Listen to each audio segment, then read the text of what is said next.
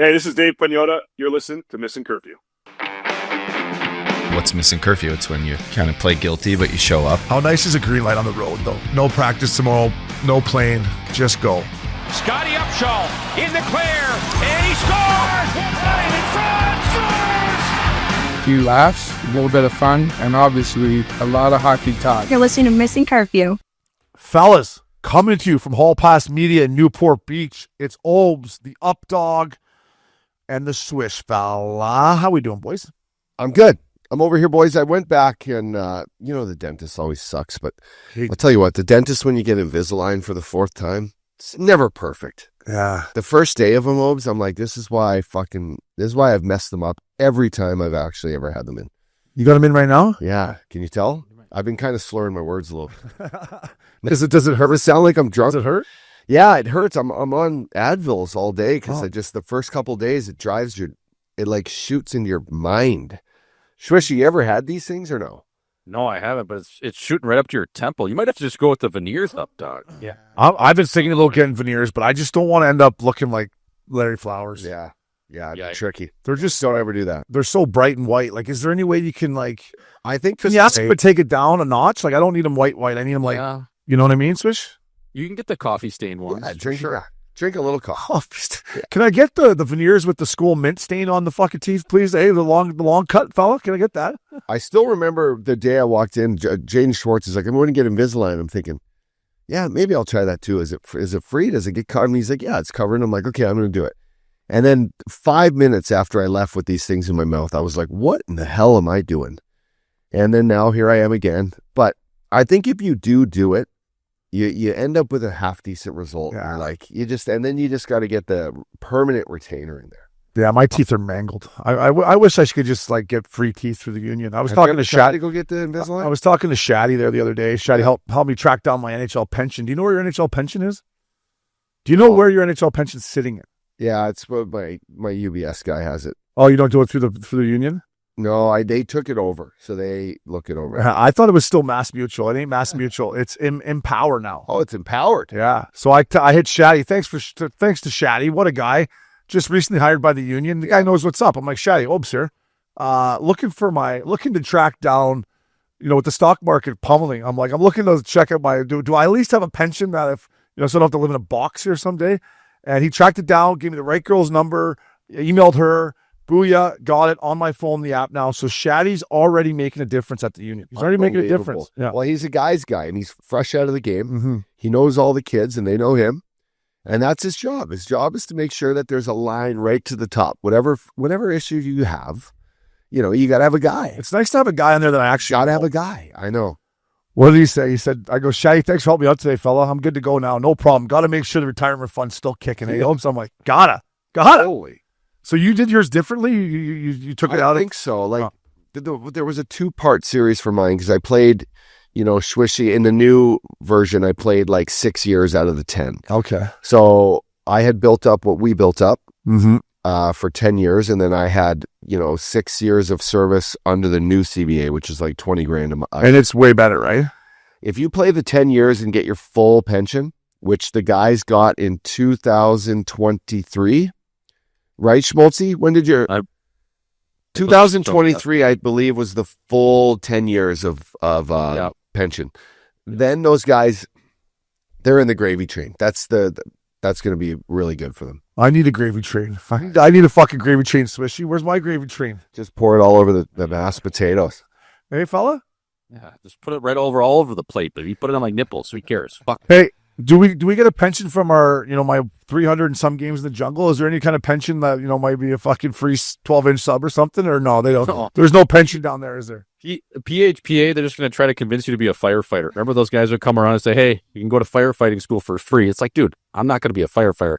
It'll be a sweet job, but I'll kindly pass. Yeah. I'll tell you what, I see these firefighters in Newport Beach just buzzing down the PCH in their fire truck with the lights on. It doesn't look like a bad gig until there's a fire and you got to go in there and save somebody, right? Then you're like, well, speaking of boys, I wore my LA Strong. This was a hoodie gave out to the boys that played in the game last week. But all the guys that played, those first responders, they're all fucking They're jacked. Yeah, you got and they got a good hockey league. They all played. They were playing pretty good out there. But dude, shout out to those boys. We did a firefighting thing. It's actually the one thing I like that Bob Hartley did do in Calgary. We went and like did a day of training with the firefighters, like trying to get through these little holes and shit. Like, well, I'm way too fat now. Even then I was like, I can't, this little hole in the smoke and you got to trust it and just get through there. I'm like, these guys are machines. I wonder if they just take a good ex-athlete on to, if you want to get back in shape, you just come in as a volunteer and be like, let's go. So I think back home in Toronto and shit, like if you retire from pro hockey and you become a firefighter, they have like teams, like travel teams that play other fire stations in like, Vancouver or Calgary. Like, I think there's some pretty competitive travel teams for firefighters back home. Because in Aspen, a lot of the firefighters there are they're just volunteer. They're volunteer firefighters. They all come in and they do their shifts, like 10-hour shifts. They don't get paid in Aspen to be a firefighter? They don't. They rich fuckers there, right? It's crazy though, right, Schmaltz? Is that like down in Wisconsin at all or anything? In county? Absolutely, boys. In the smaller towns in Wisconsin, you can be there's a ton of volunteer firefighters. And a lot of those stations are strictly volunteers. I actually had an uncle used to do it back in the day. You'd just go hang out at the bar after work. If you got a call, him and his buddy would drive over and, start putting out fires, Opie. We didn't start the fire, boys. Billy Joel. Yeah. Hey, Talladega Nights, Reese Bobby. Can't start a fire with a I'm an ex-race car driver and a volunteer firefighter. Hey, Reese Bobby, another sneaky beauty character, Reese Bobby, Jay Swish. Absolutely. Yeah. Who needs two? Yeah, right? Yeah. Who needs two? That's a great shot. Ricky leaves him tickets. Who needs two? Turns around, tries to sell them right in front of Talladega. Classic. Yeah. Boys, trade deadline is tomorrow. We got Dave Pagnotta from the Fourth Period magazine coming on to talk some trades and what's going on. But always interesting time of year. Even as an ex-player, I'm always tuned in to see what's going on. And I did get traded 2 days before the deadline my rookie year, so I kind of got a little taste of the deadline. But other than that, I dodged the bullet every year. I didn't get dealt. I wasn't so lucky. Sometimes I wanted to get dealt too. I'm like, fuck, someone trade me. The first time I was traded was in a haircutting chair about 35 minutes after the deadline. Got a call. I'm in Philly. And they're like, fucking, you traded. This is Sportsnet. Would you like to give a... Oh, you found out from Sportsnet? Both times. No, both times I got traded. Wow. And the 316 area code's Toronto, right? 416. 416 numbers come up and I'm just like, fuck this. Oh my God. You knew? Feeling, oh, well, of course. You didn't think it was, no, but you didn't think it was some chick from Toronto tracking you down? They was saying, what's up? No. They would have known where to find me, Robes. But you didn't give out the number to send, did you? After seeing all the calls come in the first time after the deadline from those numbers, and I was just hitting end, and I'm like, this is nuts. How did I get traded like this? And then the second time, as soon as I seen the number, I was in Phoenix, and I'm standing next to my girlfriend and I see this come and I go, oh no. And she's like, what? I'm like, here are these numbers again. Oh, so that's twice by the deadline. Twice from basically the TV. Deadline day. Deadline day. Wow. Yeah. Wow. What about you, Swishy? Any deadline deals throughout your career? Yeah, I got dealt one. I was in the jungle. I was on a one-way contract. I was in Toronto and it was right before COVID broke out. So, I thought maybe I was getting a new opportunity with the Islanders. I got traded from Toronto to the Islanders, went down to the jungle in Bridgeport, was going to do, probably play throughout that season and maybe get a chance to go up or be a black ace. And then the season got shut down, but that was my only deadline deal. Doug, I just remember you, especially a couple times in my career, you'd always travel with maybe an extra road kit on the side right around deadline day. And I remember looking at you, we were flying to Nashville one time. I'm like, where'd you have it? Why do you have so much shit? It's like a 2-day trip. He goes, fuck, bud. It's the deadline. You never know. You don't want to get caught with just one pair of underwear, eh? Fuck. No, it's just nice showing up on the bird with just big fucking fat bags, looking at the GMs, just like, been here before. I don't even know what to tell you, whether you're thinking about it or not. I'm not being not prepared. I had to go to fucking Philly one time with no gear. I was there for like 10 days. I had no clothes. Did you go shopping? Yeah. Yeah, you had to. Yeah. There was no time to come back. And then when I did go back, the boys threw me a nice party in Nashville at the Tin Roof on February 15th, which is now my honorary day at the Tin Roof. Because that was the day I came back and I got to celebrate with all my buddies and friends and whatnot. But yeah, you got to be prepared, Swishy. You should have been able to just take those receipts for everything you bought and give them right to the Flyers and be like, hey, here you guys. You guys owe me $10,000 in new threads. This is Xenia suit. Fuckers. Right? Hugo Ross belt. That's the reverse you. It's not your fault that you got fucking traded and you got no extra gitch or no suits or no nothing. Well, the best story was out of Phoenix to Columbus, but we were playing in Vancouver the next day. And Sammy Lepisto, the only way to get to Vancouver that night, I got traded at like 3 p.m., was to get on a flight at 6 that connected in Vegas and went on and landed in Vancouver. Got to Vegas. Nice flight. Nice flight, eh, Swish? Missed the flight. It's a nice flight. Checked into the Cosmopolitan. I was going to STK, ran into a bunch of girls at the time that me and Sammy knew from Scottsdale. They're on a bachelorette or a birthday weekend. End up at Tao with them. Nice. And then go to bed, I don't know, pretty late. Wake up, go through Vegas, Seattle, right to the match. So the Columbus Blue Jackets are like, well, this Upshaw's as advertised here. Eh? Right to the match. Missed his flight in Vegas, and he's at Marquee. Hey, I scored second period on Luongo, top shelf from the fucking bottom of the circle. And then we went on to win that game, I think 3-2. What a treat. What a treat. I think I played in that game. Missed the flight I think I Vegas. might have played in that game. Was I in that? Oh, you were in Nashville, I think. Yeah. Oh man, Yeah, it was that is just all. yeah. That is all time. Just happened to miss your flight. I'm Right at si- Cosmo. Twitter had just come out, and Lepisto takes a photo of me and posts it, and I'm on the fucking floor in Seattle at the airport just having a snooze pregame nap. Yeah. Just trying to get in that Z's when I can. Bud. Dude, people don't understand how gnarly trades can be. Like, we went over in Tampa for the NHL Premier game. So I went over to Tampa. They took us 10 days before the game. I still don't know what Brian Lott was thinking. And flying back over the Atlantic, I pretty much knew I was traded. And I landed in Tampa, went home, got a phone call like, yeah, you're traded to Vancouver. 3 hours later, I'm on a bird, Tampa to Houston, Houston to Vancouver. I get to Vancouver at 3:30 in the morning, and I just check into my hotel room, and I'm just like, finally it sinks in. I'm like, what the fuck just happened? Yeah. I was in Prague a day ago, and now I'm sitting at the Sutton Place Hotel in Vancouver being like, what the fuck just happened here, man? And then I went and saw AV the next morning. I'm just like dragging ass, and he's like, I don't know much about Jobs. Let's see how this goes. I was like, oh, so I just went from a place that gave up a first rounder for me to back to chucking them. I was like, oh man, so trade swishy. What I'm saying is like, it's real. And I can't imagine guys that have families and stuff like that. I was single, grab my luggage, away I go. But man, when it comes to families and stuff, it's a stressful time of year is what I'm saying for these guys. And I hope people out there listening know that. Yeah, absolutely, and especially if you're on a team that's on a playoff run or a stretch and you're gearing up to hopefully maybe win a mug or at least a chance, and then you get traded to a team that's completely out of it and you just kind of sent packing. It's a stressful time, Obi, and it's one of those times a year where you literally, as Kami would say, have to have your shit packed because you never know unless you have that full NMC. Yeah. Alex Edler was living at the Sutton Place Hotel, and he was mixing it. I would see him like every night going out. I'm like, this guy's unbelievable. We should get him on. And then like 2 weeks later, Good guy. he came in the room, and there was a big 23 that said Mike Gillis's office. And whatever Mike said to him fucking snapped him straight. He's like, next thing you know, he had a girlfriend and played 12 years there. But he was mixing it like, even the guy that was working the valet at Sutton Place is like, Mr. Edler goes out all the time, Mr. O'Brien. I'm like, oh, he does, eh? It's nice to know. Yeah, good Swede. He's hanging out with Gurgis. That's who he's hanging out with, Gurgis. Is he really back then? Oh, yeah, him and Gurgis were boys. Gurgis was going to just derail his career. Fuck, he tried to just derail his career, Jay Swish. Oh, God. Pistol Pete, man. He's got one speed, and that is full tilt. I'll never forget, I was at his bar, I think it was 100 Nights called back then, and I was like, Mike, I've been in the city a month and a half, and I never met him, and he comes up to me, he's like, hey, I'm the key to this city for you. And I was like, who the fuck is this guy? And then 2 weeks later, I'm like, fuck, you might be right. Yeah. I think he is the key to the city for me, and the rest was history. Yeah, he's either the key or the foot kicking your ass on the way out.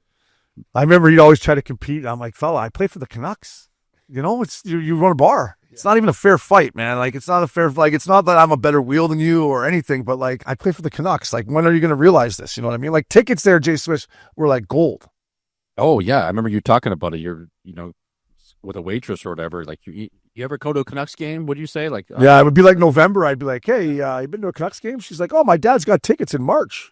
I'm like, oh, you want to go tomorrow night? Or, and then boom, next thing you know, they're at the match, and you hopefully don't just go -3 with a couple minors, and things worked out for you, But it was a great city, obviously. But to all the boys out there, good luck throughout the trade deadline. Good luck. Looking forward. We got Dave Pagnotta coming up to talk about exactly what's going on. Boys, this week on the PJ Tour is Bay Hill. Never played the track. It was playing tough this morning. Blowing, fucking nasty out there. But Arnold Palmer is a guy that I never got to meet. When I played in Tampa, I had the front office staff and all the people that work for the team try to reach out, and I wanted to go to Bay Hill and try to golf with them or just meet them. But when you talk about a coxman, a guy's guy, Arnold Palmer, man, to the day he died, played golf, sat in the men's grill playing cards, drinking, flying his own bird. I mean, he was the king for a reason. We still miss him. And every week, Up Dog, I just wanted to bring it up. I love Arnold Palmer, and I wish I would have got to have a couple cocktails with him. Yeah, a couple John Daly's, Arnold Palmer vodka. The little logo, I mean, the rainbow, or the umbrella, sorry. He's just True and true legend. We have a lot of legends out there that did things the right way. This guy always, I heard, treated people with respect, had great flow, basically pioneered what it's like to be a fucking legend golfer. Good wrench, I heard too. Big wrench. Good wrench, I heard. Did a lot to give back to the game and to the communities, and it's nice. I mean, what ultimate, what a treat to have like a great golf course and a great tournament named after you and named like in your honor and stuff. But I missed him one time at an event up at Blackhawk in Canada, actually, of all time. The Twins game. It was like Phil Mickelson, Freddie, Arnie, and someone else. Teleskins game back in the day? Teleskins game, and I missed it, but heard just like he was sticking around after, having a drink with everybody, telling stories. Absolute legend. Yeah. The big three boys, Palmer, Nicholas, and Gary Player. I like Gary Player just as much as I like, God rest his soul, Arnold Palmer. But Obi, is there anything better when you're on a track on a nice summer day? Maybe she's a little humid outside. Maybe you're, up in Ontario or you're in the Midwest, and you just tip back one of those half and halves with about half vodka, and it's to go 25% lemonade, 25% iced tea, and then the rest is just Tito's handmade piss. And it's like, that drink, the old John Daly, it don't get better than that. Yeah, after Memorial Day weekend here, my drink on the course turns to John Daly's. It's just something about when the weather gets nice. And how about the one legendary commercial on ESPN? It's Scott Van Pelt, and I think it might have been Stuart Scott, rest in peace, where Arnold Palmer comes in with his caddy and he goes to the lemonade and then the iced tea to make his drink, and they're like, "Oh, that was awesome! Oh, that was amazing!" Do you boys see that? I mean, he single-handedly started the Golf Channel too, Arnie.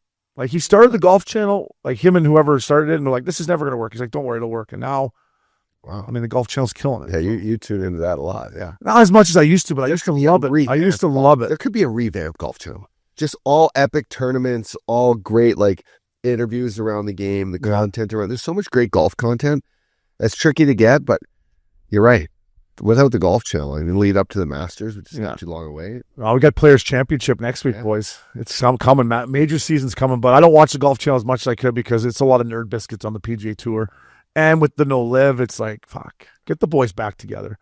But I wanted to give some love to Arnie. Bay Hill, I'm going to be watching all weekend. It's a great tournament, great track. I wish I could play that course someday, maybe someday. Last but not least on our intro here, some footage surfaced last night of Hockey Night in Scottsdale. Jay Swish and a Dickie Pride. Is that his name? What's the guy's name's jersey you're wearing? Dickie Pride.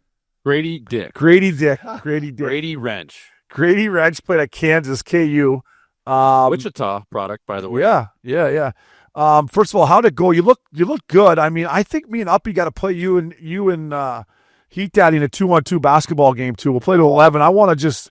Yeah, you can't. Terrible basketball player. Yeah, that's okay. So is Bobby Gucci. I'll just box out Swishy. Don't worry, Bobby Gucci. Yeah, Bobby Gucci looked awful from what I saw. So my game, boys, is like a young Manu Ginobili. You know what I mean? Oh. Awkward lefty. Ginobili. I can play the point. I can shoot a three. Now, I'm not saying I'm any good. I'm probably a second, third, or fourth hand store Ginobili, but that's kind of my game. But yeah, man, I love getting on the hardwood, Obes. You know that. I know, you're association guy. So anytime you want it, again, you're going to have to keep those elbows down, fella, because I know if the bear's coming to the paint, I'm not scared to wear one, but keep them below the chin, eh? Yeah, I'm just going to try to back you in. I wish Richardson was on here. Me and Richardson used to play basketball growing up, and I just back him in the whole fucking game, and you get so rattled. I'm just like, it's a fair fight under the boards, baby. It's not a fair fight. You know what that game's going to turn into? It's going to be like Along Came Polly, or icebreaker, ring drops. He's like, but I just figured out how to cover this guy, bro. Okay, I just figured out how to cover this guy. He's guarding Ben Stiller's guarding the fat guy with no tarp on. He's like, "Do you want to switch?" He's like, "No." Sandy Lyle's like, "I just started figuring this guy out." Just figured out how to guard this guy, bro. Raindrops. Yeah.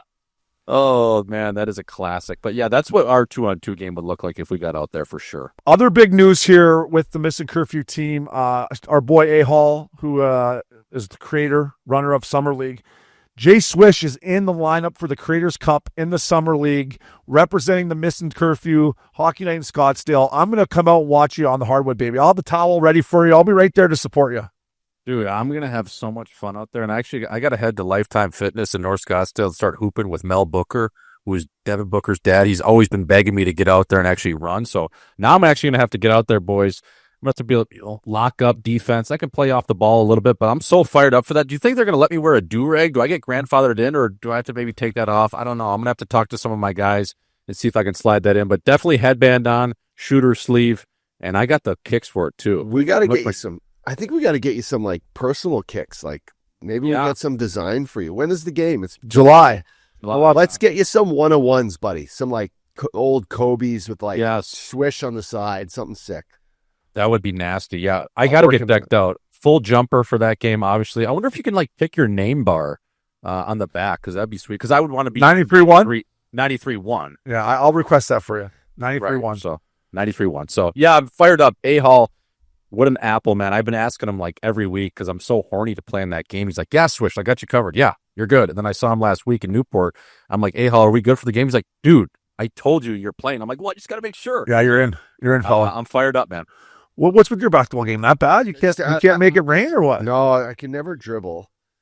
Okay, so we'll get you pick and rolling off the fuck. So you don't have to dribble. I travel a lot, and I take a lot of unnecessary shots. I can see that. So it's just turnover city, I think. I don't So know. we don't want to play. Yeah, well, Because my conditioning's not where it needs to be. Let's be fine. I like to know going in I got a chance to win. So I'm like thinking, is that the game you want to put everything on the line for? Well, we got the pickleball game coming up I'm March comfortable with 19th. that. After seeing these two boys play tennis, I'm comfortable that you and I can beat them in pickleball. Okay, good.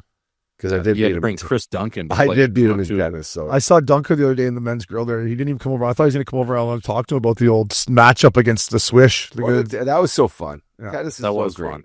Speaking How's the of body tennis- feeling after that up, dog? Not bad. Just my right shoulder. It hangs on by a thread. I got no bicep tendon on it. I want it for golf.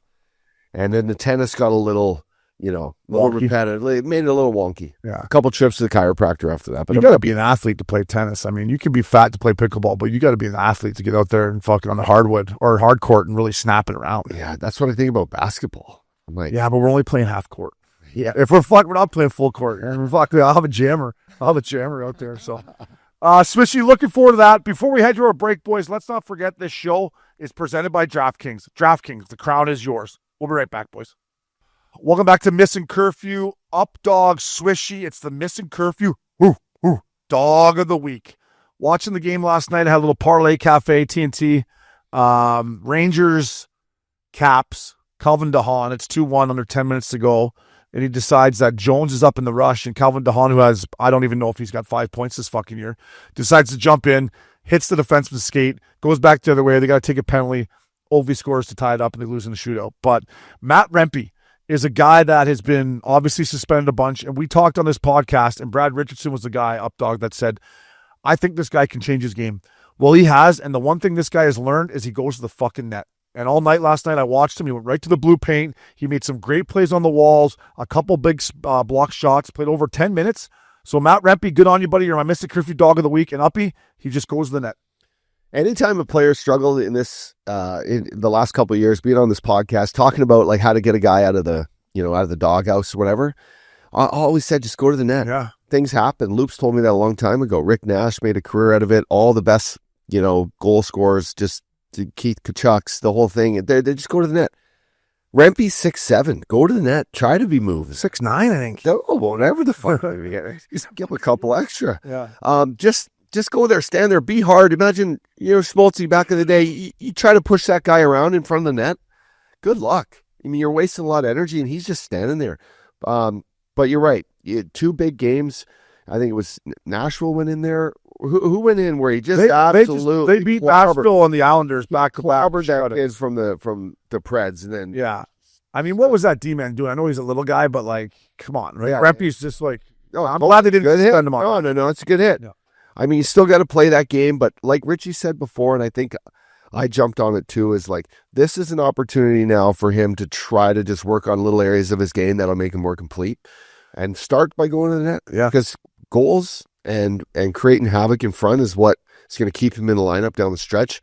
And I see the New York Rangers as a team, boys, in this crazy East hunt, a team that's going to make it out of there and be in that playoff spot. How about Rempe's quote, too, when Tom Wilson was yelling at him, he was jawing at him a little bit, saying, hey, you can't hit Ovi like that. He said, I'll hit anyone I want. So not only does he have that swagger, I don't know if I agree Don't be with hitting that, Ovi, though. but don't be hitting Ovi. But at the same time, Rempe, he's not shying away, Obes, and I like that from a young player. A little piss and vinegar. It's like, okay, well, what are you going to do about it? Yeah, I Don't get hit that, but don't hit Ovi. He's about to take down the great one here. You don't want to be the guy that imagine Matt Rempe drills Ovi from behind and ends his career or something. You don't want to be that guy. You don't want to be that guy. No, you're right. But I like that jam from Rempe. You know what I mean? It's just I like it. So No, I tell you what, like, there was always one guy like Teemu Solani. I never really finished my check on Teemu. I gotta be honest with you. Like, I just kind of got him in there. I think Ovi deserves that nowadays. But Rempe to me is a guy that has been working on his game because he's made some plays on the wall that were unbelievable. And the one bit of advice, I think it was actually Lundqvist was talking about last night on TNT, was Rempe at the end of every practice should be tipping pucks. Every single fucking day. He should be working on wall plays and tipping pucks because, like you said, no one can move him, and nobody even tries to move him. He just literally, I watched them all last night. He goes boom, right to the blue paint and just stands there. So if you could continue to work on pucks, he might get 10 a year. Who knows, man? Make it an art. Make it an art that you have where you're man, his midsection is blocking the goalie's eyes. Yeah. The whole thing. Most goalies are like this and they're looking around like seeing over a guy's shoulder or whatever. This motherfucker's blocking the whole thing. He's a monster out He there. should just not try to get in the way because he's going to act like a second goalie maybe sometimes. He's so big.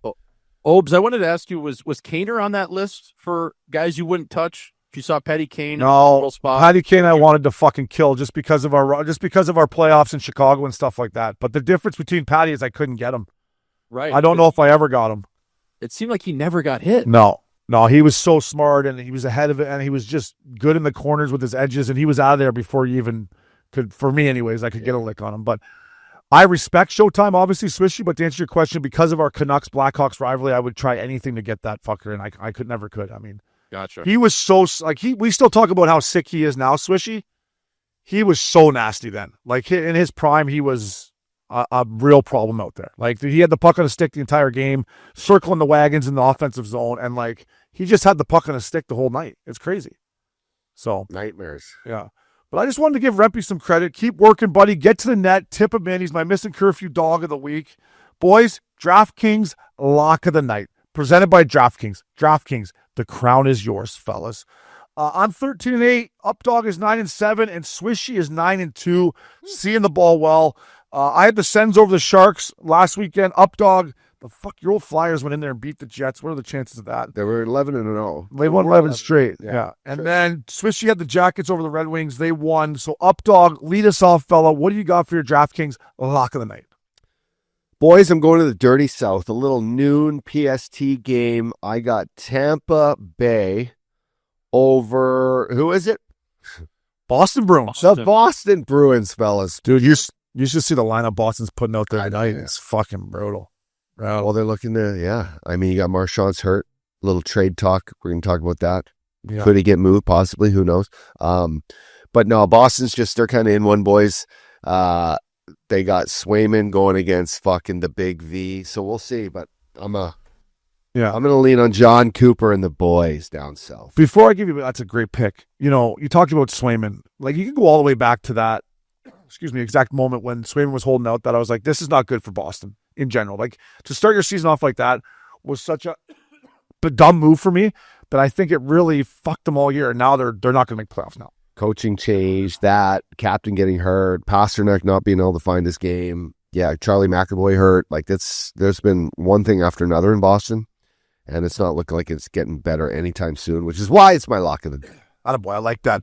My DraftKings lock of the night, I got Nathan McKinnon and the Colorado Avalanche at home against Austin Matthews. I saw a quote today that Matthews misses his dog. He's been on the road for like a month because of Four Nations.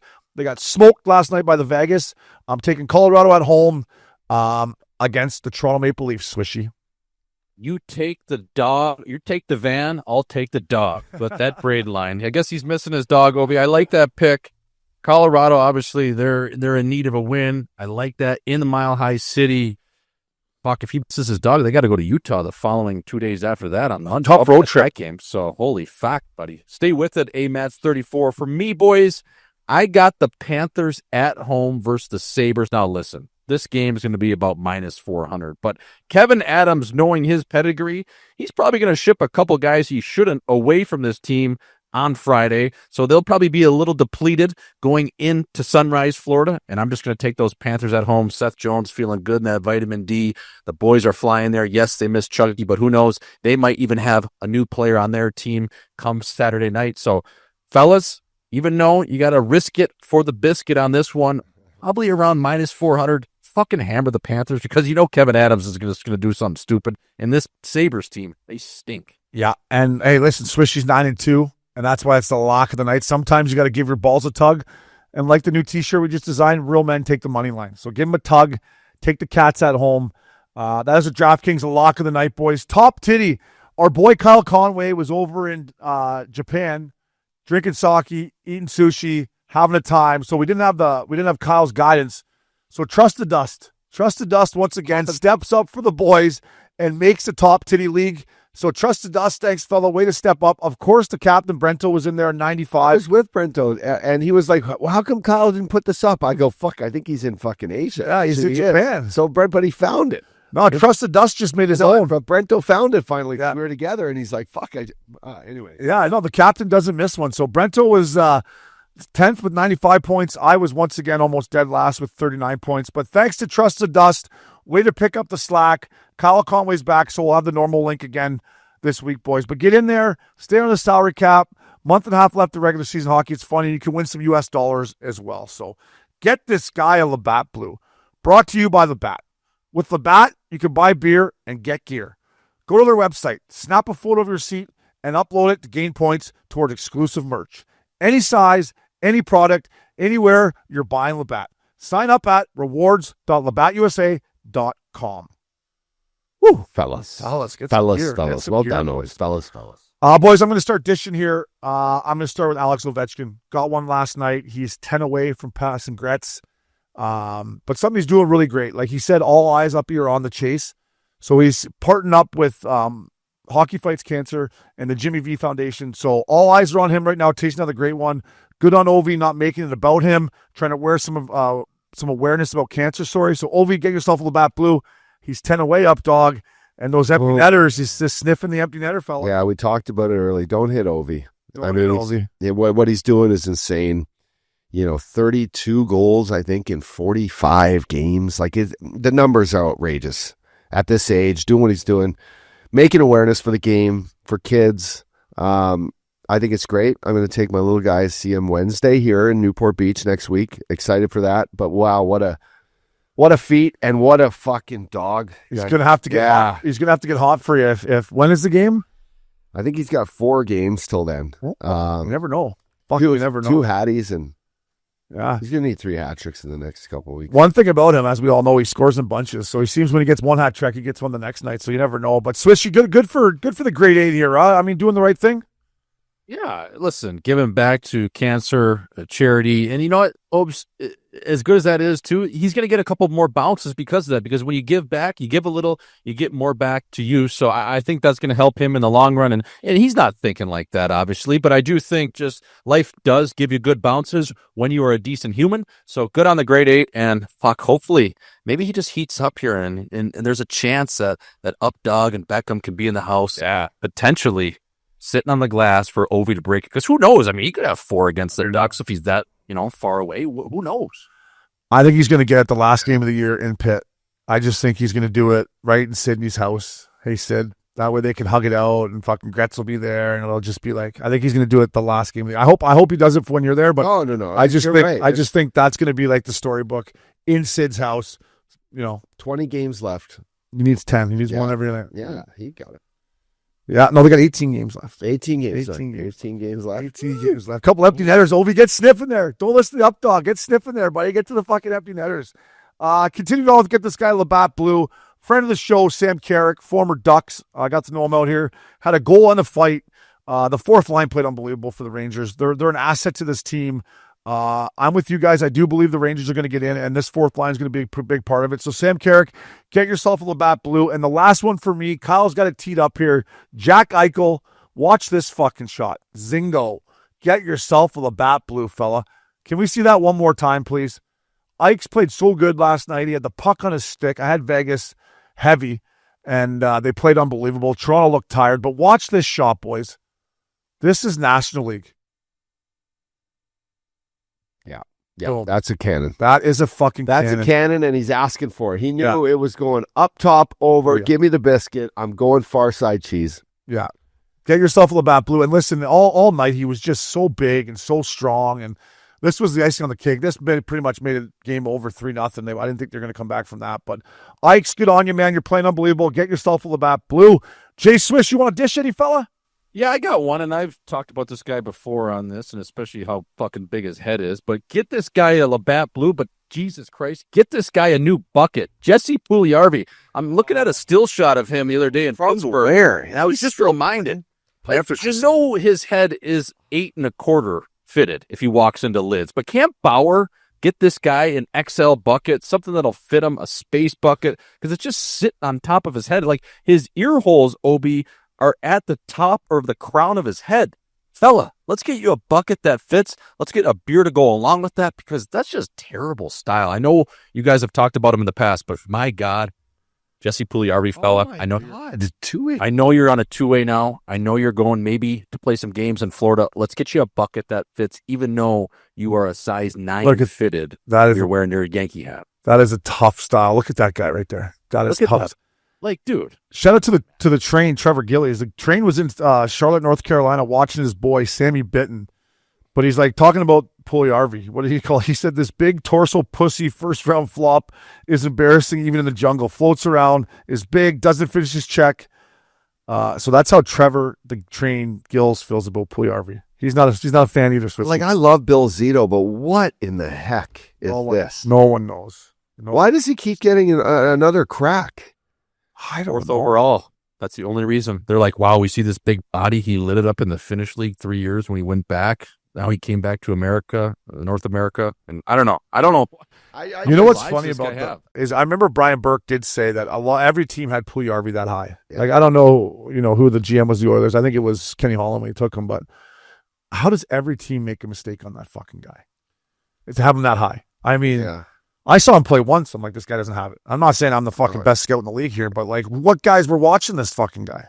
No, it was the dude from Boston before Kenny Holland got there, but it was Peter Chiarelli. it was Chiarelli that drafted him. Unfortunately, I can't see this. Well, this is what's wrong with the NHL and the people pulling the strings here. Like, give another guy a shot. What the hell? The thing is, boys, it dates back to, it was because Pierre-Luc Dubois wasn't supposed to go 3, and then everyone panicked after that. They're like, oh my God, Puljujarvi was supposed to be the 3rd overall pick after Laine. If you remember, Edmonton had a jersey for Matty Tkachuk, and they ultimately ended up going with Puljujarvi because he was still available. Crazy. Imagine if Edmonton had Matty Tkachuk. I mean, hindsight's always 20/20, but that, I'm just looking at that draft right now. That's crazy to me, because 5th, Vancouver, they took that Ole Levy, who never Stinks. Yikes. How can you miss on a 4th overall fucking pick, man? Come on. I know. Hey, You got Matt. speaking of Pierre-Luc Dubois, your boy there, Spencer Carberry. What do you call him? What do you call him? It's the car battery. The car battery. And listen, Pierre-Luc Dubois is proving me wrong to a certain extent. Like, he's went to Washington and rejuvenated his career. He's playing great, him and Tom Wilson. He compared him to Barkov. He said, the way Pierre-Luc Dubois is playing right now, Swishy, you got to put him in the sulky talk with Barkov. Like, that is a stretch here. Like, he's having a nice year, but let's not get carried away there, Spencer. No, let's relax on that front. I mean, Barkov, you're arguably compared. You could change the award to the Barkov award from the Selke. Relax, pal. Car battery. You're on your high horse. You're probably going to win the Jackie Adams. You like your centerman that you got from LA. It's worked out to this point. Just pump the brakes. I know you're horny, but it's okay. Wow, a lot of forwards Swishy. taken in that draft. A lot of forwards up top 10. Yep. Charlie McAvoy, that's a sneak at 14. Yeah, it is. Jake Bean. Who got fired over that one? 13th to Carolina. Who got fired over Even Jake Bean? if the Oilers took fucking Sergachev, imagine that. Like, if they actually got like a D that was Yeah. good. Or Chikrin. Swishy, talking about D, you teed me up, dog. I was watching the Caps last night, Swishy, and I was thinking about you. Their fucking D are good, man. I know we're both not sold on their team, but like, their back end is good, veteran. They can all make a play. They can all kind of move. Like, that back end is going to keep them in playoff games, is what I'm saying, Swish. Yeah, I mean, Matt Roy's a great player. TVR is a serviceable, good second, third pairing defenseman. And then you got Chikrin, who's having an unbelievable year. He's got 39 points, 17 goals to boot. John Carlson, no slouch himself either. And I like Rasmus Sandin's game. I played with him in Toronto in the jungle. I've always thought he was a good player, a heady defenseman. Kind of skates like a duck a little bit, but can really make an outlet play. So, yeah, man, I mean, I like their backhand obes. I like their goaltending. It's just going to come down to doing it in the playoffs, and are they really for real? If it walks like a duck, it talks like a duck. It's a fucking duck, isn't it, Swishy? It's a fucking duck. I'm with you, but the more I watch him, I mean, this Mangiapane plays a great game. Brandon Duheim, I like him. Connor McMichael, I mean, and Dylan Strome, who went there to rejuvenate his career, has done that as well. So time will tell. Get yourself a Labatt Blue, boys. Always enjoy responsibly. But, man, spring's right around the corner. Get them in you. Fellas, little personal story here. It's springtime coming up, playoff time around the corner. Let's just talk about AG1. Just like cleaning your garage up for spring cleaning, AG1 provides that declutter for your body's nutrients. Listen, simplify your wellness routine and start drinking it. Obes, I throw a little in my shake in the morning. I shake it up. It's delicious. It's tasty. I would share it with a friend or a family member. This is just stuff that completely can get you on track for your springtime cleanup, fella. Doug, I would agree. Unlike other supplements that come and go, AG1 is a habit that actually sticks because you can feel the difference. And I'm with you, my man. They set you up for success, deliver it right to your door, give you the shake, all the good stuff to put in there. It's super, super easy, boys, to make it part of your daily routine.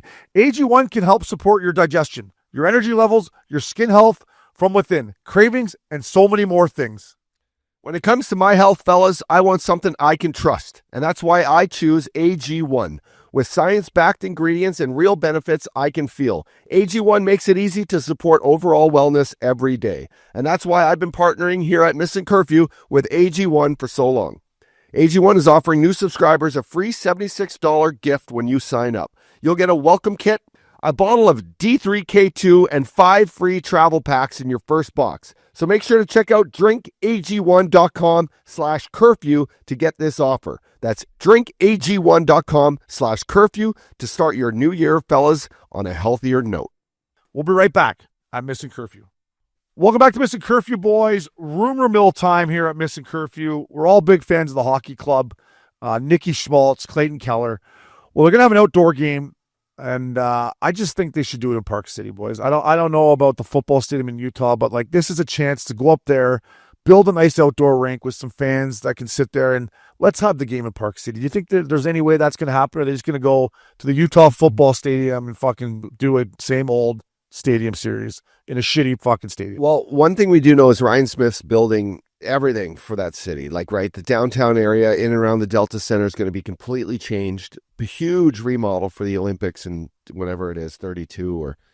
But one thing I think, there's so much growth in and around that area, Park City, Obes. Maybe not in Park City, but like the surrounding little mountains where they're actually building new mountains, new golf courses, new everything. Maybe they do find that little pocket and build like the 4,000, 5,000 seat, like kind of outdoor arena that has a great appeal that the NHL can use once, twice a year. Whoever can come use it.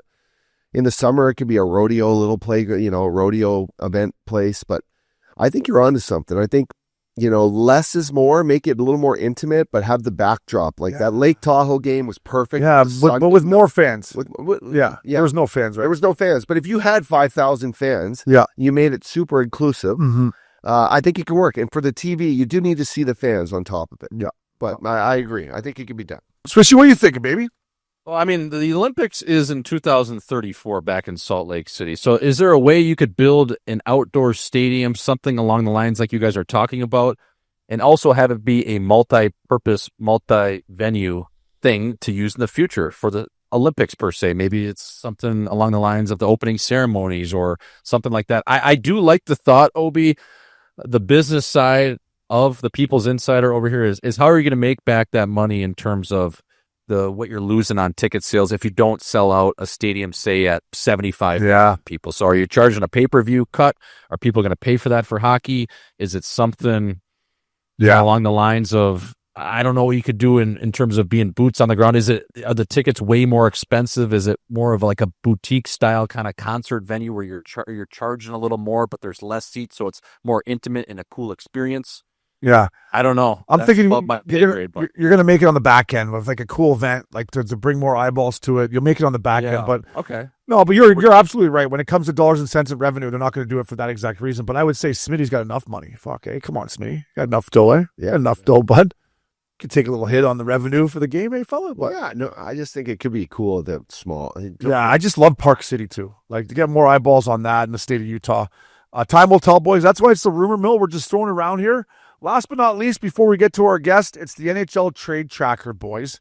We're sitting here. There hasn't been any trades that have popped up just yet, but tomorrow should be an entertaining day. But I want to talk about the Tampa Bay Lightning. Kyle, could you do me a favor and pull up on DraftKings what the odds are right now for the Tampa Bay Lightning to win the Stanley Cup? I love the trade they made. I love Yanni Gourde. It was a guy that I actually talked to about, maybe the Vegas Golden Knights going out. Bjorkstrom is a guy that I remember from the, when they played the Avalanche. He scored some fucking timely goals to where I was just wanting to kill this guy because I lost so much money in that series. But listen, I got to give Julian Brisebois a ton of credit, man. He trades first-round picks like they're eighth-round picks. He doesn't care. He wants to build a winner. Now they go Braden Point, Anthony Cirelli, Yanni Gourde down the pipe. I mean, this team to me in the East is as good as anyone now with the way Vasilevsky's playing. We'll see what they do tomorrow. But I like this Lightning team, and I'm going to bet on them a little bit. So, Kyle, do we know what they are right there? Plus 1,100 right now to win the mug. I'm going to tickle that after the show. I'm all in on the Lightning. I think it's a great trade-up, dog. Yeah, and they fix pieces like that shot. That Bjorkstrand is filling that spot in the power play that Stammer had. It's a great piece. Stammer wants that spot back, I think. Yeah, I think he. Hey, Stammer's like, that's my spot, man. Give me that back. Hey, with goaltending like that, coaching like that, offensive ability with Kucherov still doing his thing, Braden Point, Gensel. Wow, this is a good hockey team. So that was a trade that made them as deep as anybody in the East. Yeah, so they're going to be right there, Swishy. 100%. And I love Brisebois, how he's just, obviously you have confidence to make a move like that when you have 2 Stanley Cups to your pedigree, but you're not fucking around. You don't care. Take my 25th overall pick in 2027. We're going all in right now. Yanni Gourde, hell of a player, familiar with him too. So it's going to be an easier transition that way. And then you had a guy like Oliver Bjorkstrand who scored 28 goals one year. He's a 20-goal scorer 4 or 5 times. Really like his game. A complimentary piece to that top 6. Oaks, they're dangerous, and they got the best coach in the fucking league. Yeah. Let's ride, baby. Let's ride with the Lightning. And you make a great point about first-round picks, like, 6 overall here. There's a difference between a top 10 pick and 20 to 30th. Like, I don't even know what the stat is, but, like, I saw a stat one time of, like, first-round picks from 20th, 30th that play 400 games in the NHL. It's like 10% of them do or something. Like, it's really, that might be a little low. Yeah. But it's not a guarantee that a 22nd overall pick is going to play in the NHL for 10 fucking years for your team. So why not make these trades for first round picks? Yeah, your second round pick might just be as good. Yeah. Odds are your second or third rounder might be as good or better in the long term as this, you're right, 25th overall. Make a fucking deal. You're talking to a 25th overall pick here. There you boys. go, fella. Bud, I didn't mean you, eh? I didn't mean you, baby. I didn't mean you. The 3rd round pick that year, Colton Parayko, he's still playing. He's pretty fucking good. So you never know is what I'm saying, right? Those later round, first round picks. You didn't get a fair shake though, bud. You got stuck in the Blues. They buried you down there in the jungle. I mean, you just didn't. We didn't get a break, fella. They did, eh? You're too good a guy for that to happen. I got to talk to Army about that. Nope. Another one of the trade tracker boys that went through today, and Swishy, I'm going to bring it to you. I don't know what the fuck Kyle Dubas is doing. He trades Michael Bunting for Luke Schenn and Thomas Novak. Novak's actually a guy who I believe scored 25 or 30 last year. He's having a tough year this year, but like, what is Kyle Dubas doing? Like, why do you want Luke Schenn to flip him here by tomorrow, or you think Luke Schenn can come in and help you rebuild? I think he's thinking, okay, at worst, he's a culture guy that we can have around our locker room. He ain't getting any faster, but at the same time, he's a good guy. Obviously, hell of a family. But it just doesn't make any sense. Why bring that in, Obi? Why uproot Schenn and then keep him for next year when you're not going to be any good in Pittsburgh?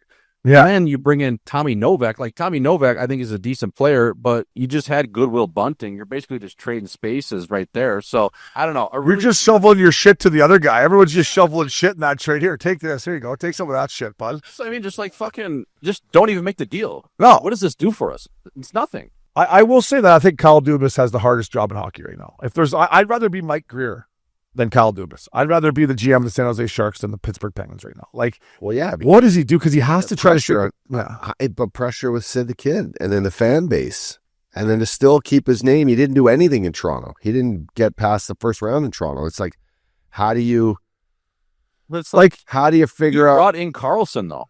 Yeah, you know what I mean? Like, I mean, as much as he was dealt not a great hand he got paid, but at the same time, boys, like he brought in Carlson. Like I mean, looking back at that move, like that's so much cap for no reason. And I get that, Sid. You know, we went through with our boy Getsy, right? He wanted to play for one team, and Sid will always be a Pittsburgh Penguin. Doesn't matter if he plays for another team, but like to try to help the organization out, wouldn't it be better for Sid this summer to maybe come and be like, all right, Kyle, let's do this the right way. Let's get as much as you can for me, and let's, you know, put me to a place I want to go, Colorado. But like, if he doesn't have the ability to trade Sid and Sid just retires, that's the biggest asset in the organization that they're not going to be able to do anything with. And they're just going to have to continue to try to be a good team when they're not. So I almost think Sid should really sit back and think about maybe getting traded is the best thing for the Pittsburgh Penguins moving forward. The best Not thing that I'm going to tell Sid. the best thing too would be at this deadline would be for them to get the max most, Yeah. right? Rather than in the summer. But these shotgun trades at the deadline never really work out. All the GMs always say, "Buck, it's hard to win that trade on the deadline, like shotgun trade. Might as well just wait until the summer happens." Just shotgun beers. Eh? Yeah, just stick to what Yeah, you're good shotgun at. beers, boys. Just keep drinking. Don't be shotgun trades. Listen to me sitting here telling Sidney Crosby what to do. Like he gives a fuck what I think, boys. Like you said, Getsy, it was the first question I asked Getsy sitting in that chair was like, you know, if you called, you know, the Patrick Kanes of the world and they called you and asked, like, do you regret not going anywhere when teams were calling? Like, what would you say? And he's like, fuck yeah, you know what? Like, it was nice to finish a Duck here, but now what do I? Well, and Getsy, the way they've treated him is, I mean, he should have definitely. Patty Kane's done it well. He's still vibing. He'll always be a Chicago Blackhawk. You know, Hey, what are they waiting for to retire Getsy's jersey? What are they waiting for here? Are they waiting for like what are they waiting it's for? coming, right? I don't know. I want to go and get pinned and jump in the Sprinter van and take in the festivities. Hey, Swishy, good content for the boys. That's exactly how you sell the game. And what are they waiting for? Probably not while Pat Verbeek is here. Really? They wait. Maybe. I don't know. They waiting for the team Well, to be a little They're bit. playing pretty good right now, actually. That Lucas DeStall can kick, man. That Czech goalie, he's fucking nasty. Boys, trades, and more trades we got from the Fourth Period Magazine. Dave Pagnotta coming at you next, fellas. Welcome back to Missin Curfew, boys. She's that time of the year. This will be coming out when trade deadline is buzzing up, dog. Yeah. Our phones will not be buzzing. Thank God. Can't trade us at Missin Curfew. You got a no move, no nothing. You can't get rid of me. I'm We've fucking- traded enough on this day, though. We have been. It's about time we get to sit back and chill and just bring in enjoy the it. pros to talk about this. Yeah, and speaking of a pro, Fourth Period Magazine, Dave Pagnotta. Dave P., what's up, fella? Good to see you, my man. What's up, boys? Thanks for having me. Always a pleasure, buddy. I want to start with Four Nations and your hometown of Montreal. We came in, we left it all in old Montreal to wherever the hell we were. But, man, the city was buzzing. Besides the weather wasn't perfect. But other than that, I forgot how great of a city and a hockey city that is, eh? Oh, it's fantastic. All the time. Steady. Just never a dull moment in Montreal. Doesn't matter the day of the week. Restaurants are fantastic. People are great. Scenery's equally great. It's just a fantastic place. And then to live and to play there, I got to imagine is next level. So Montreal's always top of the charts for me. Yeah. There was a bar we were at after the Finland and Sweden game was about to end. Do you remember what it was? You picked it out. But anyways. It was right across the street, sports bar. Yeah, right across from the Bell Center. And we had to leave our table after the Finland and Sweden game was ending, Dave. And they brought in the roster for the next shift of these young, beautiful French women. And that I was like, our whole Missin Curfew squad were like, look at these girls. Like, not one wasn't just a beautiful, like, nice smile. We're like, wow, what a city. Yeah, it was Team Latvia was leaving, and then like the high quality ones were coming right in. It was crazy. That whole area by the rink, they got the couple sports bars. There's that other like seafood joint that's right across from it too. They do well. They did a good job picking out that roster. Yeah, I'm still sad there's no more Bonanotte. I'm not going to lie. That was my go-to, David P. Just right to Bonanotte after the game, and not for the food, fella. No, exactly. No, that was top notch. Go after again, get a little snack, maybe get a little more later on. That was primo. Hey, before we get into the trade deadline stuff, obviously the Four Nations was better than everyone expected. I mean, from your perspective, a guy who follows the league as close as anyone, you go to every event, you don't miss anything. You and Bernstein are on the road all the time, killing it. What did you think of the Four Nations and how good it was for the game? Guys, it was unreal. I mean, it exceeded my expectations. I think it exceeded everybody's expectations. Yeah, obviously those 9 seconds to start off Canada-US really set the tone for the entire atmosphere. for the tournament and gave it the international luster that, the sport deserves. But even like that Finland-Sweden game beforehand was electric. And the games were awesome. The atmosphere was great. They treated everybody perfectly. To have it in Montreal and then Boston right after, two original six cities, just everything was done right. And yes, like hype of those first 9 seconds really escalated things. But it did such wonders for the sport to put it on a pedestal in the U.S. and across the globe was just awesome. And obviously, tough little, climate right now is a little rough, but that definitely for our sport, it really propelled it forward. And we were lucky as well that it was over NBA All-Star Weekend. I don't know what the hell that was, but it definitely, stole the spotlight. And for the sport to build off that momentum, like Stadium Series was a week later, and the audience numbers on that were phenomenal too. So I can imagine how great playoffs are going to be. Davey, talk about the host cities for a second. Montreal, Boston. Like, could there have been more perfect places to host that? Montreal is like the cathedral for hockey. And then, close, Boston's just right across the street, obviously. But like, could that work in any other cities with a Canadian-U.S. kind of mix, or was that just perfect? It worked out perfectly. I've been thinking about it. Like, I don't think Toronto would have given the same vibe. All-Star Weekend last season was unreal in Toronto, and it worked out really well because the weather was fantastic. And you had celebrities and DJs and artists coming in that weren't even promoted by the league. Like, they came on their own accord because they wanted to party, and clubs brought all these other people out and whatnot, which that was great. But I think for this level of international tournament kind of vibe, I think Montreal was just absolutely perfect for it. And I'm thinking, all right, Boston's awesome. Could New York have pulled that off? Could Chicago have pulled that off? Maybe, but everything just worked out so beautifully with Boston and on the U.S. side for the few games that were there. I just think they just knocked it out of the park. Everything aligned super well for the National Hockey League and the NHLPA. Montreal right in New York might have been nice top still. Hey, like if you're a single guy, Montreal, let's take a little breather right into Manhattan. It's like heads up. Totally. And like Vegas has the entertainment appeal, but it doesn't have the history, right? Yeah. Both those cities had the history, and it was just the perfect. Yeah, that Bell Center on the side. I mean, Dave, me and Updog were crying after the anthem, chugging beers. It was like nothing I'd ever experienced before. I'm like, this is unbelievable. It was crazy. I think like Vegas, I think they're going to put a bid in to be part of World Cup in 28. I think a lot of different cities will, because they're going to build up. They're going to see what happened just in Four Nations alone, and to have a bigger tournament. And it'll be different. Like, not every game is going to be in one city for World Cup, but I think you're going to see some like Chicago and Dallas, probably Vegas and so on, be part of it. Boston, obviously, New York. But just the way everything worked out, it was just awesome. And the different restaurants in Montreal, the different restaurants in Boston, Strega was a good one. A few others. Like, there's some good spots that were in both that allowed everybody to really work on and off the ice almost seamlessly. Yeah, it was a great event. I can't wait for the World Cup or the Olympics next year. But Dave P., let's get into your wheelhouse here, buddy. It's trade deadline. I'm going to start right with number one on the fourth period. I put the trade between the Carolina Hurricanes and the Avalanche on the Missin Curfew milk carton last week just because it hasn't worked out for either team, in my opinion. Nations and Drury have gone in there and done a nice job. I'm not taking anything away from them, but Colorado, in my opinion, is not the same team without Rantanen. And now, Dave, if they don't sign him here in the next, 24 hours, there's a chance they might have to move him. Like, what happened? Is he really going to get moved? What are you hearing? And if they do have to move him, how big of a disaster is that for the Hurricanes? Well, unless Rantanen and his camp are pulling a huge 180 here, he's not signing.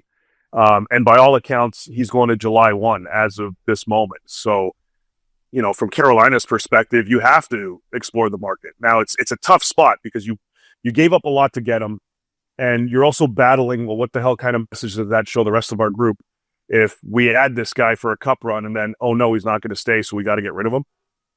Do you want to chase a cup or don't you? So I give him full credit for taking huge swings, but under the circumstances, knowing that he's not going to sign, you've got to do your due diligence and see what's out there. Now, the interesting thing is he is willing to sign with another team to facilitate a sign and trade. So I'm interested to see what happens there if that comes in. I mean, the options are simple. It's either sign and trade it entirely, or you just hold on to him for your own run.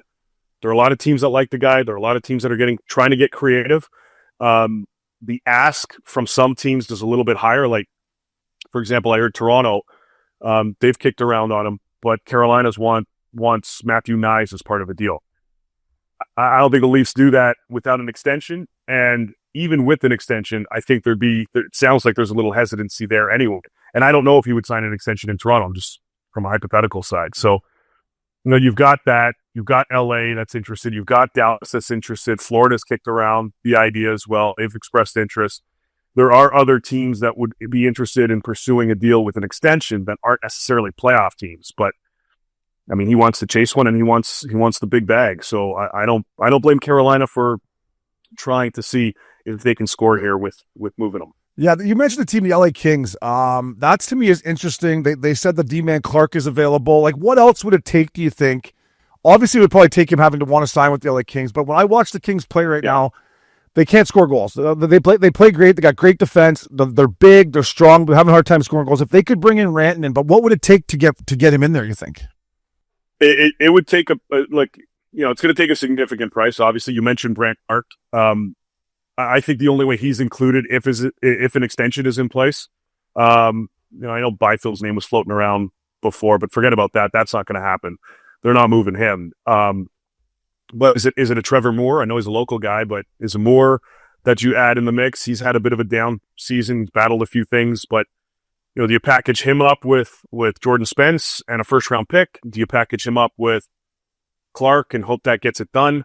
If you can land an extension, they're looking for scoring. Cal Palmieri is a guy going back to January that they've kind of expressed interest in out in on Long Island. He's on an expiring deal. Thursday morning, the Islanders pitched him a contract offer to stay, as well as Brock Nelson. It's the time we're doing this. I don't think there's been much progress on the contract side, but they're going to go back and forth a little bit. They've got options there. LA's not the only team going after Palmieri, and there are a ton of teams that are pushing for Nelson. So we'll see kind of where that all goes. But LA needs scoring, and I don't think they originally they wanted a right shot. It doesn't sound like it's only that right now. They'll take whatever they can get at this point. Dave, before I ask you about the St. Louis Blues, because I want to dive in there, just a little bit on the sign and trade situation. Like, when Colorado and Carolina did this deal, they both moved big pieces together, and it was almost like a shotgun trade, and it was going to iron itself out. Well, it hasn't really worked, but what does this do in the future for GMs that are thinking of moving a big piece without having that extension to it? It's just there's so much high risk. It feels like. Have you ever really seen this play out so far? Like with that trade months before the deadline, and then it didn't work out, and we can't even sign them. And has it really happened in the past? And then what does it do to these GMs in the future? Like thinking we can't move these big pieces like this so early. Yeah, it's a tough scenario because they thought, like, they found out what the numbers were, or the ballpark range before they pulled the trigger on this deal. Carolina did, but they didn't really have talks or negotiations anyway with Rantanen's camp. It was, all right, these are the numbers. Cool, we feel comfortable. We think he's going to stay because we're going to hit that mark. Well, it didn't happen. So again, unless there's a 180 here, he's hitting the market. So do you trade him? Do you not? So I think this is going to be a bit of a lesson moving. Like, this is also different than last year. Again, I give Carolina full credit for taking a huge swing here like they did last year. Last year, they waited till the summer to get Jake Gensel signed.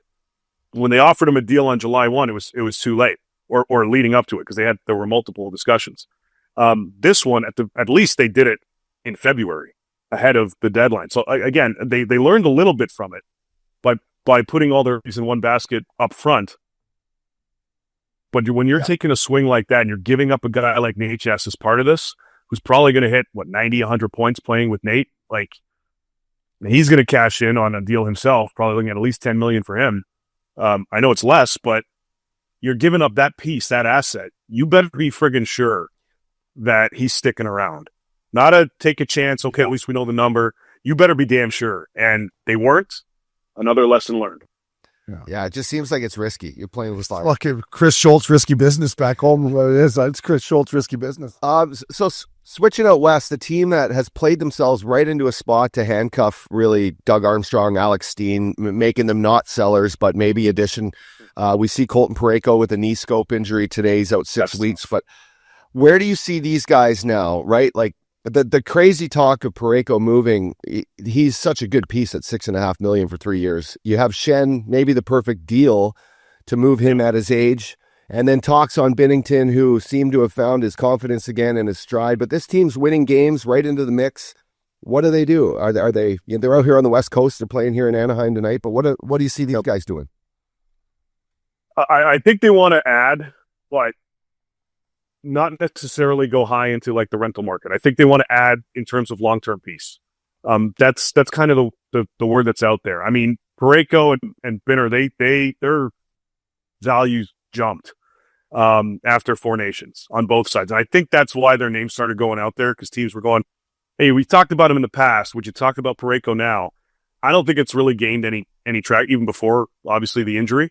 But, they're going to listen. I one GM who was on air, so Donnie Waddell told me last week, 90 to 95% of the players that actually get talked about, like, move. And that might even be low.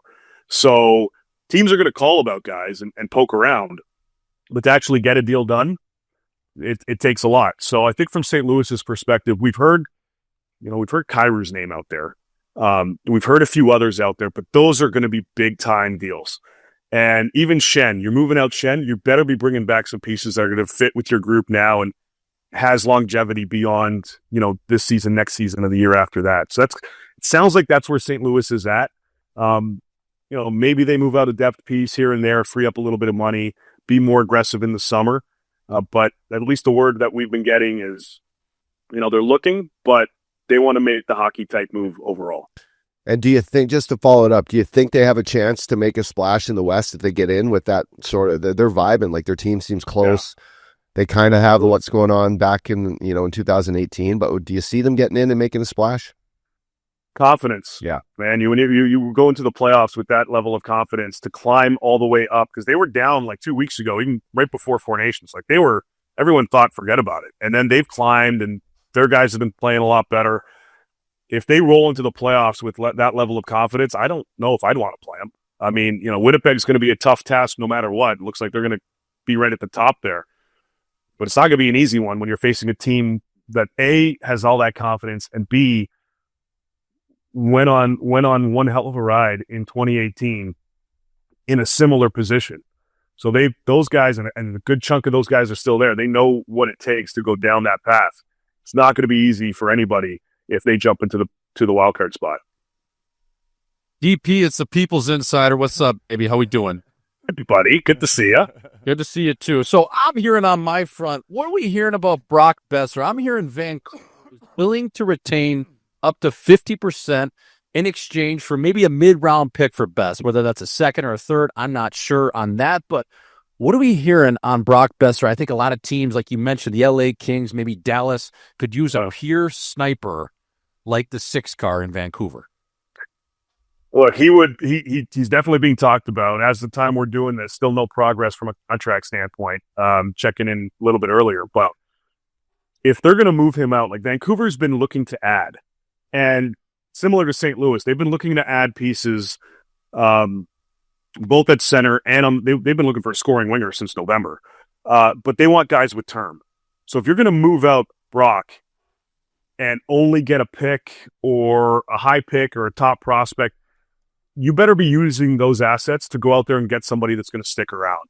It's a tough one, especially with that group, with that ownership group. I know they're focused a little bit towards next season, but that group, they want to make the playoffs. They want to, not just because of the bank that you get for making the playoffs, the gate and all that stuff, but they want to build momentum going into next season. Plus, you want to send the right message to your captain, who's a couple years left on his contract. And Quinn Hughes, you better keep him happy. Yeah, you do. Yeah, so keep that boy happy, keep the core guy happy, especially after all the hoopla you had to deal with earlier on in the season.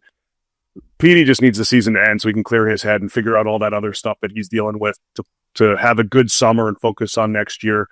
But to move out Besser without bringing back something that's going to be impactful on this team, either in that trade or through another deal, that's going to be a tough sell to that group and to ownership and to that fan base. So and they're right in the thick of things like St. Louis. So I think if they move out Besser, and again, as of 20 minutes before we're doing this, there's still no progress at all on contract talks.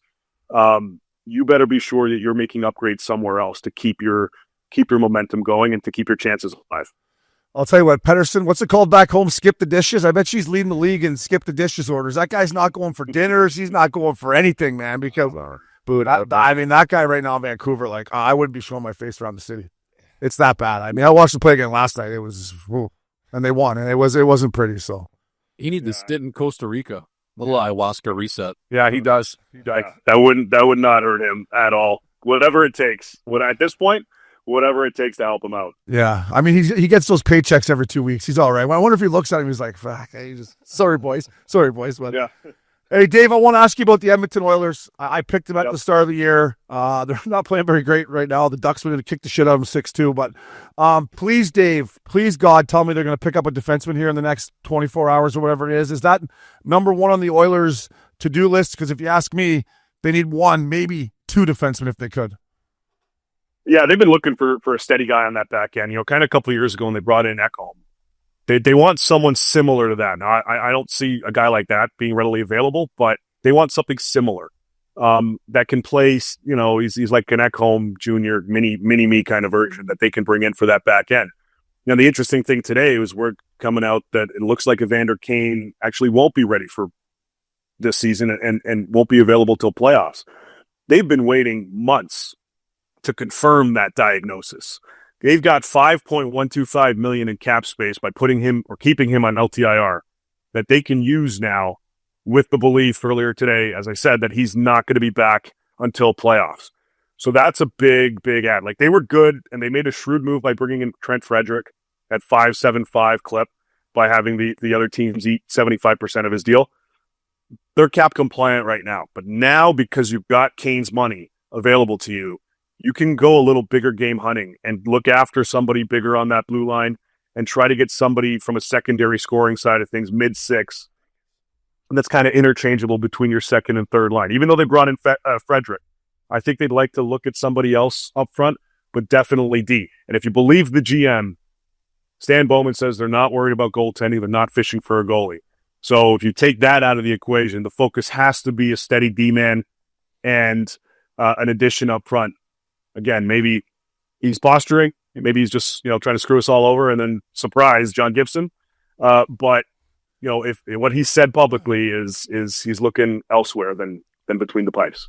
Yeah, Gibby got hurt last night too. He got ran over. Ran over by somebody. Oh, that O'Connor ran him over in Vancouver. Pretty good, actually. Yeah. Oh no. Yeah. I mean, it seems like the hockey world's waiting for the Edmonton Oilers to do something, right?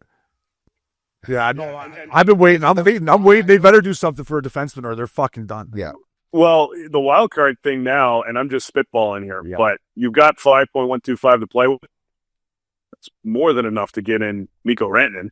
Yeah. Oh, wow. Just wow. Could you imagine? You've heard it here, folks. You might not. Hypothetical. You might not need a D man because you have the puck the whole game. You don't need any D if you get him in there. So Right. The fact that you just squeeze that in there, well, what a statistician you must be. Like, you're a cap guy too. That's impressive.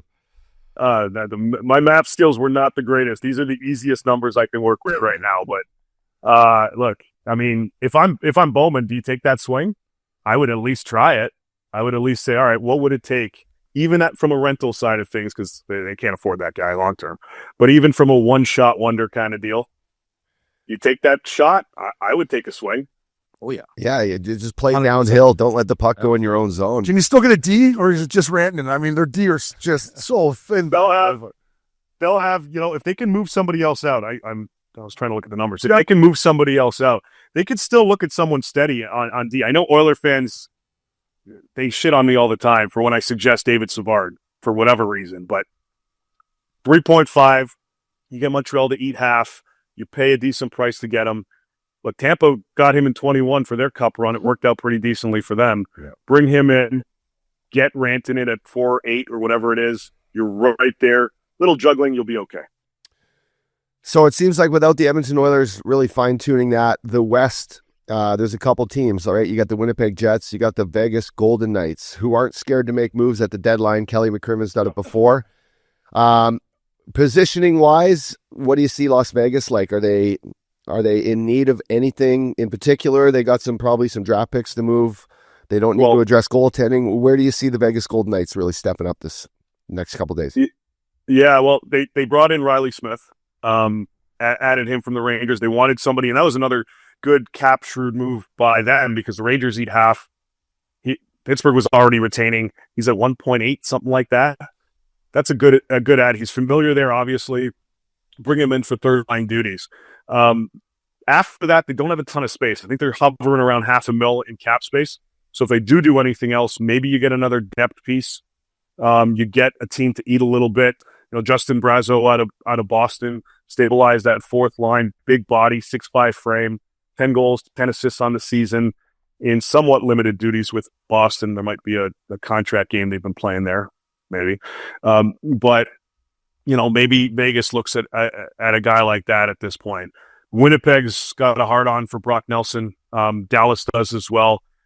They're still waiting to see what happens there, if he's going to accept the offers that were made to him by the Islanders.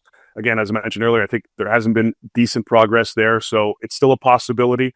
But teams want to know, like Winnipeg and like Dallas, are they going to move out Brock Nelson? And they're going to be right at the top of the list to try to bring him in. So I don't think either of those teams are done. Yeah. And Vegas, you never know. Vegas always swings big.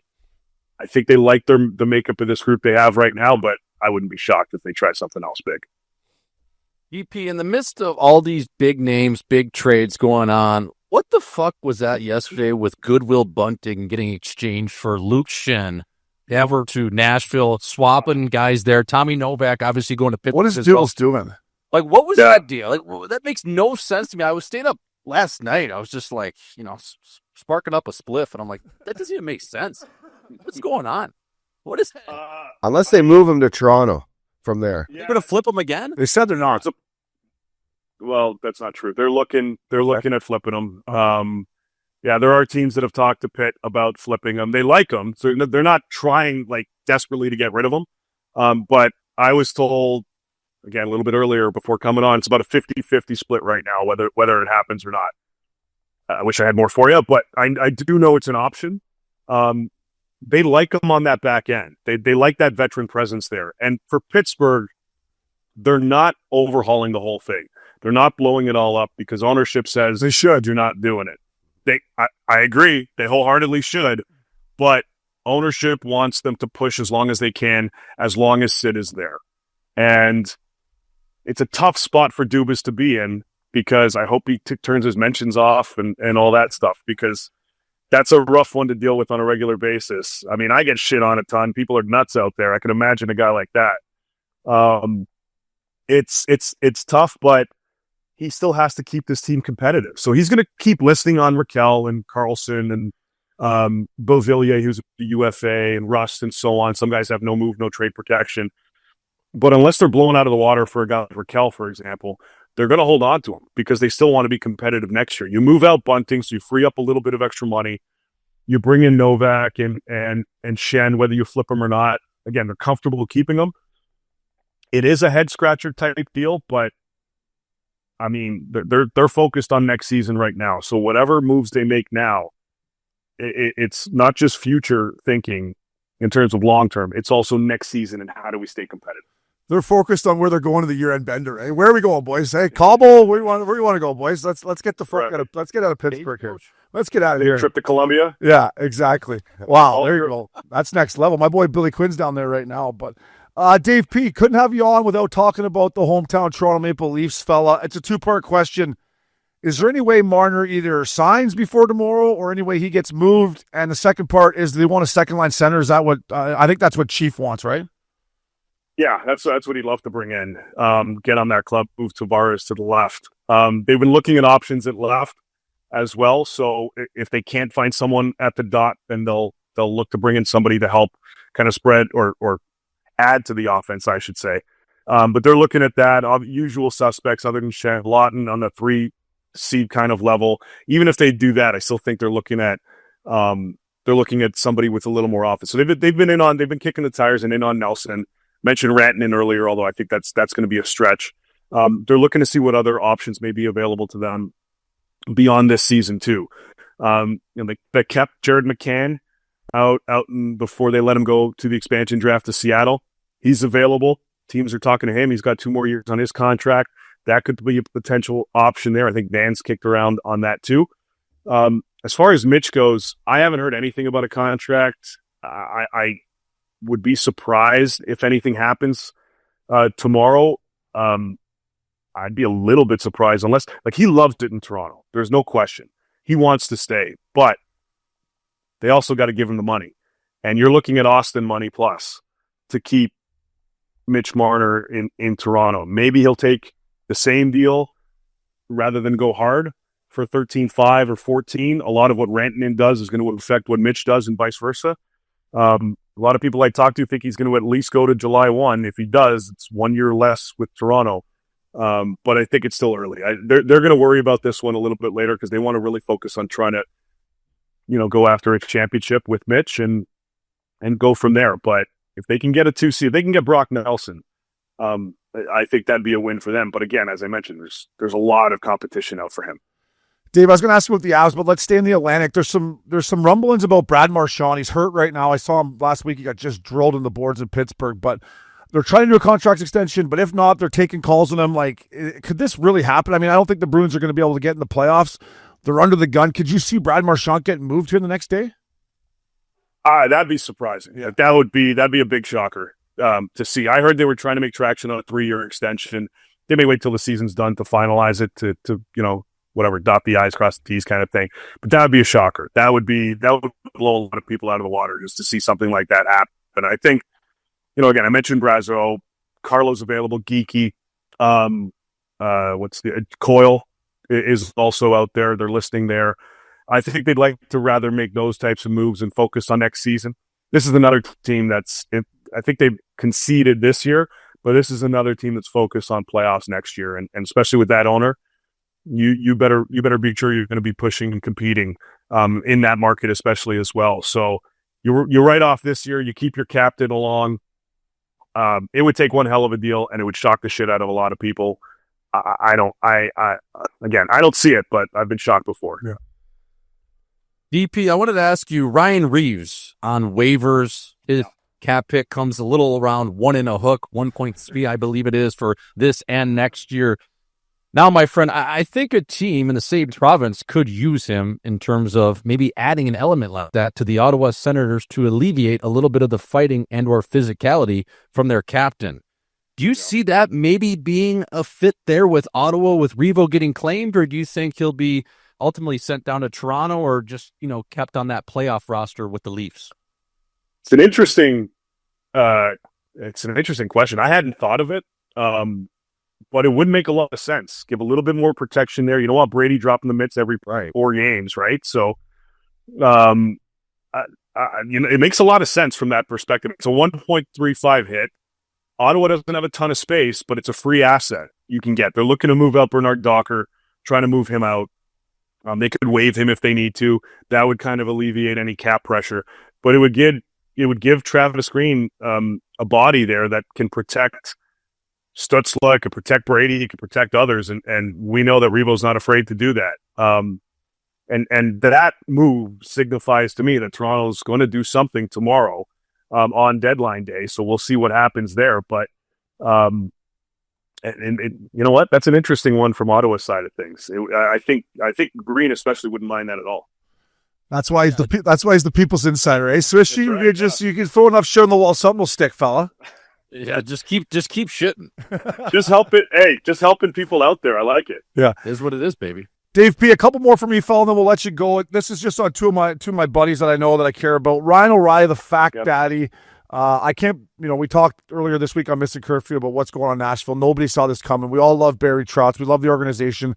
Do you think Fact Daddy's going to be moved here the next day? And if so, maybe Colorado? Where are you hearing about the Fact Daddy?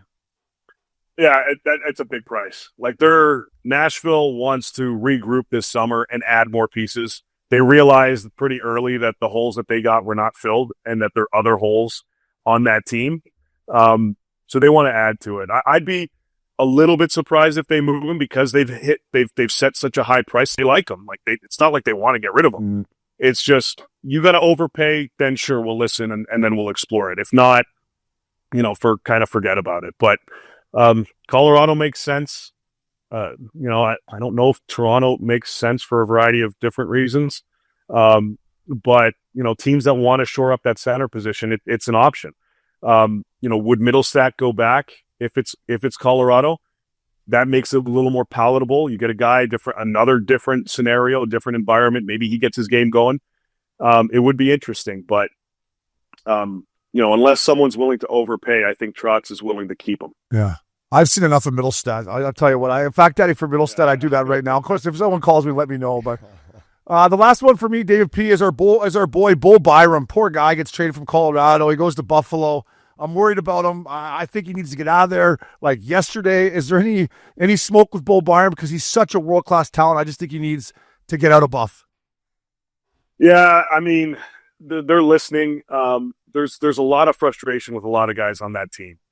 Right? Like the way it's another loss after another loss after another loss, and eventually that shit weighs on you. So for those guys, for Byram, Owen Power, Dylan Cousins, there's a lot of frustration with the younger guys on that team. They're not going to touch Thompson. They're not going to touch Dahlin. They've made it known it's going to be one hell of a price if you want to get Tucker Paterka out of there. And obviously Byram, Cousins, Power, those are significant hockey type trades that they end up pulling off. I think they're willing to do it, but there's hesitation. You don't want to screw up and make the wrong move. That's the hesitation there. But again, you got to shoot your shot and take a chance with some of these. So if they don't do anything, I'm wondering the longevity of Kevin Adams as GM in Buffalo. I heard at the start of the year or the middle part of the year, they were discussing options there where Adams may move up and they may bring in somebody else as a GM to handle day-to-day. We'll see, obviously, what happens there, and this wouldn't be something now. This would be an off-season type of situation. And maybe that's playing into why they haven't made any big moves yet. But look, he's out there, and if a team's willing to make them a significant offer, they're going to look at it. But I'd like to see it. I know the fan base would, and you got to feel for those guys out there because it's just a shit kicking after another year after year. That would be the Buffalo Sabres way. Give him a promotion, eh? Here you go, bud. We're going to make you president. We're going to bring someone else in here to be the GM. That's not just stinky there. Yeah, that's how the Sabres would do it. But it's good to know people in high places sometimes. Dave Pagnotta, thank you, buddy. You're great for the game. You've been great to Missin Curfew. Appreciate you taking the time. Good luck tomorrow. I know it's a busy day for you, and we'll be tuned in, my man. Awesome, boys. Welcome back to Missin Curfew. Thanks to our buddy Dave Pagnotta. Dave's a killer. Likes to enjoy the finer things of the league too, right? That guy gets out on the road all the fucking time. I mean, you would like to have his travel schedule. Him and Bernstein, I don't know who's flipping the bill for those boys, but they are on the road. They don't miss a goddamn event. I caught him in the Four Seasons lobby, always buttoned up. But yeah, he's always wearing a nice shirt, buttoned up. Oh, Bernstein or Pagnotta? Yeah. Pagnotta. Yeah. And Bernstein, they're their right-hand guys, right? Yeah. Been on a few flights with Bernstein after late nights. The guys are pros. Fourth Period Magazine, baby. They're pros. But no, he, listen, not a better guy to have on for a little chit-chat about the finer things in life and a little insider. Schmaltzy, I don't know, man, but I think we touched on some great points. It's a big day tomorrow, and Dave Pagnotta's got some insider stuff. I'll tell you what, Swishy, I liked your Ryan Reaves to the Ottawa Senators. I have to text Greener right now because that'd be a nice little pickup just to bring in some veteran toughness. That's good call, fella. Yeah, I just think that's a team that could use a little toughness, a little insulation right there in their top 12 forwards, maybe 13. Revo doesn't have to play every night, but I just think it alleviates a lot of the stress from Brady Tkachuk, so he doesn't have to drop him with the Tom Wilsons of the world if he doesn't want to that night. You have Revo there. I think he's good for the young guys. Stützle, I think that would help him play with a little more confidence. So it's just one of those moves where I see Revo, he still wants to do the job. He's hungry. I would want that guy on my team, boys. What about the Jets? His hometown. Fuck, they got that Adam Larry. He beat the wheels off of Andres Levy. I know, but imagine you just stick him in the back side of that too. Like, I mean, I don't know. He's cheap. Yeah. No, they got Morgan Barron, Gustafsson, and Alex Iafolo on their fourth line. You throw Revo on there. Yeah, I mean, you can never have enough toughness. The thing about Revo is he can still skate well enough that come playoff time, you can put him in to inject some energy, get him on the forecheck, get a couple big hits. Like he's still a valued piece, I think, to teams that are going to be in the playoffs. Smart. So thanks again to David Peace, Jay Swish, you the man, Updog, thank you. Bella. Thank you to Hall Pass Media, Kyle Conway, Max Ice Pick Pickup. That was Missin Curfew. Fellas.